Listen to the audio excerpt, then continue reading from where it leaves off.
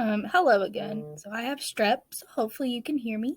But this is my presentation on making an itinerary for our trip to China. So the main thing we want to keep in mind with this is our goal is academic, but we will be using Trip Hobo, which can be a little more vacation-y.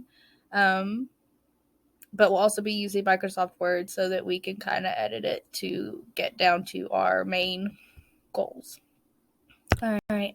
First things first, what to keep in mind is, again, this trip is going to be academic, so we want all of our activities to kind of line up with like that academic scope of what we're trying to do once we, pick our technology that we're doing and exactly what we want to do while we're in China. We also want to discover some like the cultural aspects, so hopefully we can kind of merge that academic and cultural and social all together.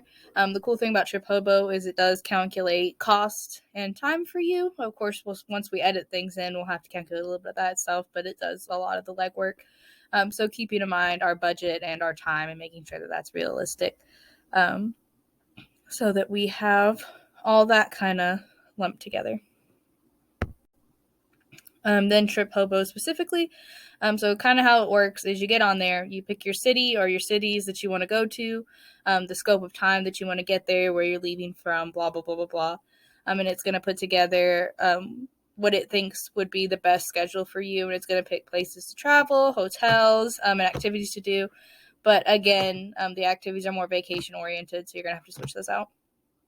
So let Trip Hobo make your itinerary with activities and places to eat. It also kind of picks out restaurants and keeps you on a meal schedule, so that'll be good because I will forget to feed people. And it will show you the costs of travel and eating in your hotels and kind of compiles that all up for you so you get an idea of how to make your stuff more realistic. So that'll be for your trip. Trip Hobo, again, is for planning vacations. So be sure that you're checking over it and switching over your activities. So it could have you be doing a lot of fun things that may not line up with the scope of what you're trying to do to fit the academic and social and cultural aspects of the trip. And then once you've got all that in there, you're going to upload it to Microsoft Word.